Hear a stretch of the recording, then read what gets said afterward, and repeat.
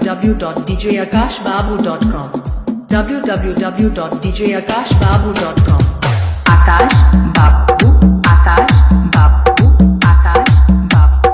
आकाश बाबू मिटिया में छा गइल गोरी हो बोलो कैसे लुभा गइल गोरी हो बोलो अरे बताओ तनी तो मिटिया में छा गइल गोरी हो बोलो कैसे लुभा गइल गोरी हो साफ साफ बताओ का बात रहे हमरा गांव में यार लन डीजे बजावे घर के बगल में शादी पड़ा रहा अच्छा। देखनी तो हमरा तकलन हम इनकार देखनी हमरा राख ही मरलन हम मरनी ओकरा बाद से नंबर लेनी ओकरा बाद 3 दिन बाद कहीं जान चौथे दिन भाग के जलंधर में शादी रचा लेनी जान अच्छा देखोते देखोते नैनाचार हो गई ई देखे ऑपरेटर से प्यार हो गई ई देखे ऑपरेटर से प्यार हो गई कैसे बताई हमार हो गई ई देखे ऑपरेटर से प्यार हो गई ई देखे ऑपरेटर से प्यार हो गई तो खाता हो गई www.djakashbabu.com www.djakashbabu.com आकाश बाबू आकाश बाबू आकाश बाबू आकाश बाबू बन गई है बलम ए हरानी के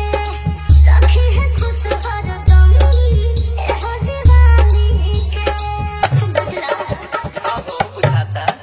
अरे प्यार वाला कैसे तू खेल गइल अचारे दिन में नदी वाला हेल गइल अच्छा इनका में का देखलू कि तू आंख मार देलू गाने ने निकाल के डाल ली हाँ। मुस्की देखनी हां तो बस आंख मार देलू ना हाँ आँख मार देनी मुस्की पहुंचीली लाचार हो गई ई देखे ऑपरेटर से प्यार हो गई ई देखे ऑपरेटर से प्यार हो गई अरे इनके नाम में सोलो होशियार हो गई ई देखे ऑपरेटर से प्यार हो गई ई देखे ऑपरेटर से प्यार हो गई www.djakashbabu.com www.djakashbabu.com आकाश बाबू आकाश बाबू आकाश बाबू आकाश बाबू इनके सुने दिन रात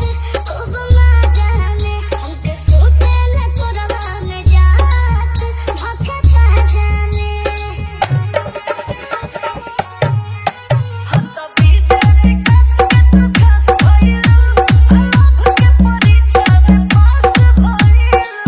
अच्छा नंबर आगे ये देलम कि आगे तू देलू आगे हम नंबर देनी हां साइड में बुला के अच्छा नजरी के तीर आर पार हो गई ई देखे ऑपरेटर से प्यार हो गई ई देखे ऑपरेटर से प्यार हो गई अरे कोई चाहो छोले बेकरार हो गई ई देखे ऑपरेटर से प्यार हो गई ई देखे ऑपरेटर से प्यार हो गई Download from www.djakashbabu.com